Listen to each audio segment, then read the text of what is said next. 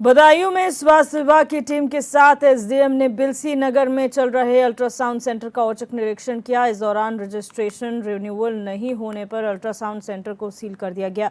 DM के आदेश पर स्वास्थ्य विभाग की टीम ने ये कार्रवाई की है। इस कार्रवाई के बाद अल्ट्रासाउंड सेंटर संचालकों में हड़कंप मच गया।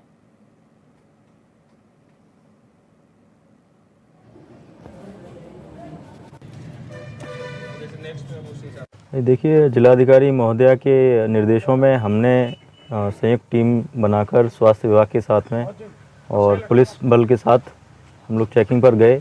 जो यहाँ पर अल्ट्रासाउंड सेंटर्स चल रहे हैं तो उनमें से 2 हॉस्पिटल्स में हम गए। एक तो नरेंद्र गायत्री हॉस्पिटल और एक राज नर्सिंग होम।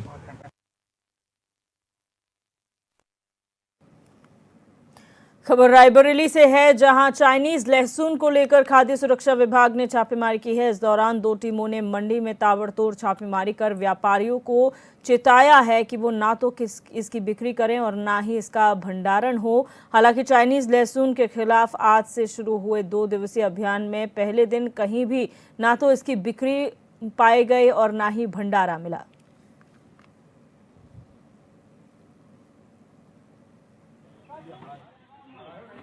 देखिए, निर्देश प्राप्त होने के बाद डीओ फूड सेफ्टी की तरफ से 2 टीम्स बनाई गई हैं जो विभिन्न हमारी जो मंडियां हैं और तहसीलों के क्षेत्र में अंतर्गत जहां पे भी गोडाउंस हैं वहां पे लगातार छापेमारी का अभियान चल रहा है। आज और कल का अभियान विशेष चल रहा है। अभी तक प्राप्त सूचना के अनुसार कहीं पे भी हम लोग को चाइनीज लहसुन नहीं मिला हुआ है और अगर भविष्य में कहीं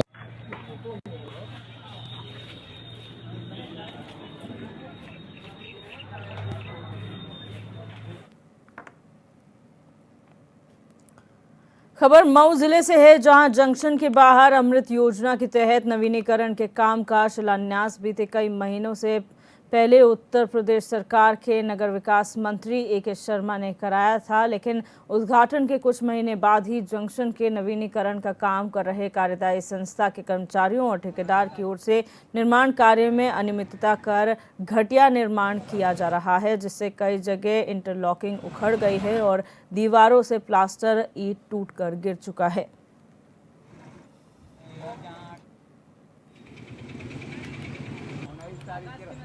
तो आप देख रहे हैं ना, यहाँ पे लगाया गया है ना आपको देखने के लिए। बिना पीटे ही ये सीमेंट लगाया जा रहा है। पीटा गया है? कहाँ पीटा गया है? उसमें भस्सी लगाना है, उस पर भस्सी गिराना, भस्सी भी नहीं गिराए हैं। बिना पीटे बिना भस्सी किए उस पर आप वो कर रहे हैं सीमेंटेड। कौन जिम्मेदार होगा अगर ख़राब होगा तो? गुप्ता कंस्ट्रक्शन के सुपरवाइज़र हैं आप अथराइज पर्सन हैं यहाँ जी। आपके अंडर में ही काम हो रहा है जी।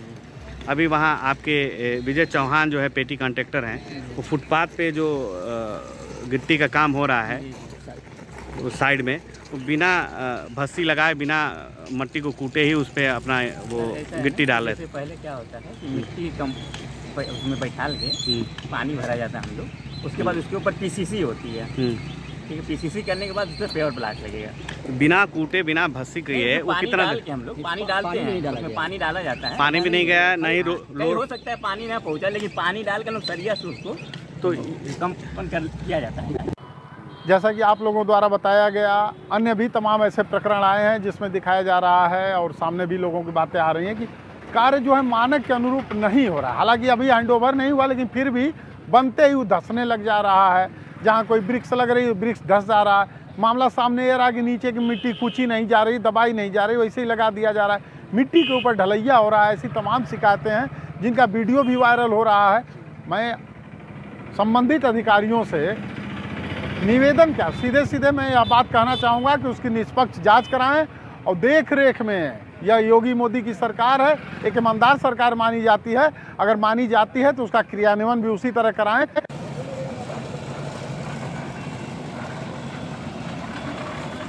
और विनय कुमार हमारे संवाददाता हमारे साथ फोन लाइन पर जुड़ चुके हैं। विनय, क्या जानकारी है पूरे मामले में, किस तरीके से अनियमितता का खुलासा यहाँ पर हुआ है?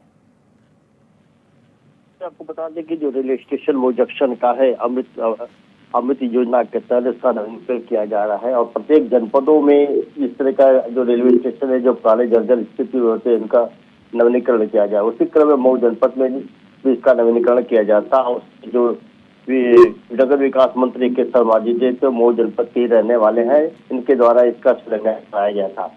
तो देखा था उद्घाटन के कुछ महीनों के बाद ही जो इसमें भारी अनियमितता देखने को मिली थी। लगातार वीडियो भी वायरल होते, लगातार शिकायतें रहती थी कि जो भी ये संस्थाएं जो काम कर रही है, जो निर्माण कार्य उनके द्वारा कराए जा रहे थे, तो ज्यादा दिन तक ठीक नहीं रहते। कहीं जो फुटपाथ टूटा हुआ है और बिना रोलिंग जो कंक्रीट वगैरह थी, वो जो सीसी की जा रही थी, वो उखड़ रहा था।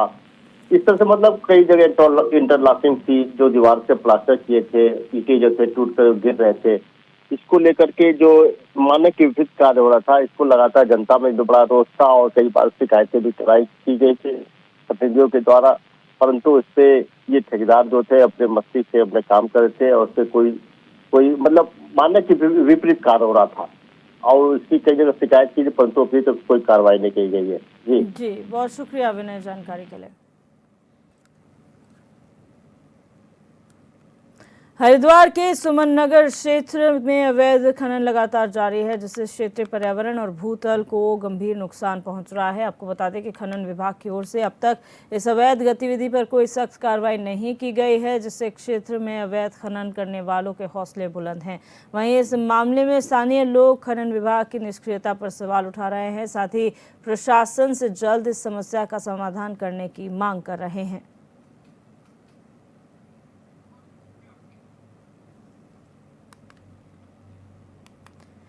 और हरिद्वार से हमारे संवाददाता मनोज कश्यप हमारे साथ फोन लाइन पर जुड़ चुके हैं। मनोज, अवैध खनन कोई नया प्रकरण नहीं है इस प्रदेश के लिए, लेकिन अभी हाल फिलहाल में क्या प्रकरण सामने आया है हरिद्वार से? देखिए, अवैध खनन को लेकर खनन विभाग लाख दावे करता है कि अवैध खनन नहीं होगा, लेकिन ताजा मामला आपके सामने है, जहां सुमन नगर क्षेत्र में रात और दिन लगातार अवैध खनन चल रहा है, जिसको लेकर पुलिस अब सक्रिय हो गई है। हालांकि खनन की सूचना पर स्थानीय पुलिस वहां मौके पर पहुंची है और एक डंपर को कब्जे में लिया है, लेकिन जो खनन विभाग है उसके कार्य प्रणाली पर कई तरह के सवाल उठ रहे हैं, क्योंकि लगातार हमारे चैनल के माध्यम से भी कई बार खबरें प्रकाशित की गई है, उसके बावजूद भी अभी तक खनन माफियाओं पर कोई सख्त कार्रवाई नहीं हो रही है।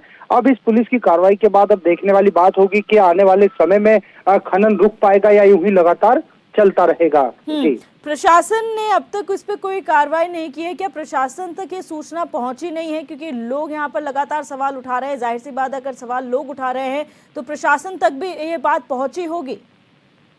देखिए, लगातार अगर खनन विभाग की बात की जाए तो खनन विभाग को लगातार सूचना दी जाती है, लेकिन अगर सूत्रों की माने तो सूत्रों का ये कहना है कि खनन विभाग कहीं ना कहीं मिली भगत से खनन करा रहा है। ऐसे में कोई ठोस कार्रवाई की सख्त जरूरत है, क्योंकि हरिद्वार के सुमन नगर ही नहीं, आसपास के इलाकों में जो नदियां हैं वहां लगातार खनन की शिकायतें होती है, लेकिन खनन रुकने का नाम नहीं लेता है। जी, बहुत शुक्रिया जानकारी के लिए मनोज। और यहाँ रुकेंगे एक छोटे से ब्रेक के लिए, जल्द हाजिर होंगे कुछ और खबरों के साथ।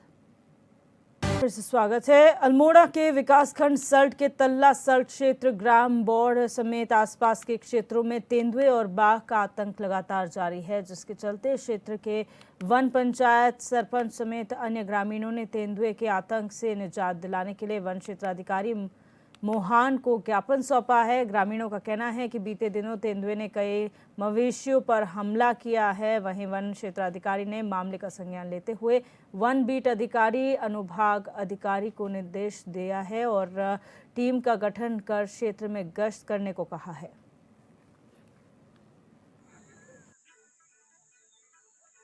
तल्ला के जो सरपंच हैं और वहाँ के ग्रामीण थे, उन्होंने तेंदुए की समस्या है वहाँ पे वो काफ़ी दिखने में आ रहा है, तो उसके लिए उन्होंने एक ज्ञापन दिया है। इसके संबंध में हमने बीट अधिकारी और अनुभाग अधिकारी को निर्देशित किया गया है। वो टीम बना के क्षेत्र में लगातार निगरानी और गश्त करते रहेंगे और जैसे भी निगरानी और गश्त से जो भी उन्हें सूचना प्राप्त होती है उसके अनुसार आगे के लिए पिंजरा लगाना या जो भी कार्रवाई करनी है उसके अनुसार। लगभग 1 साल से बाघ का बहुत आतंक मचा हुआ है और कई बार ग्रामीणों पर भी हमला हो चुका है।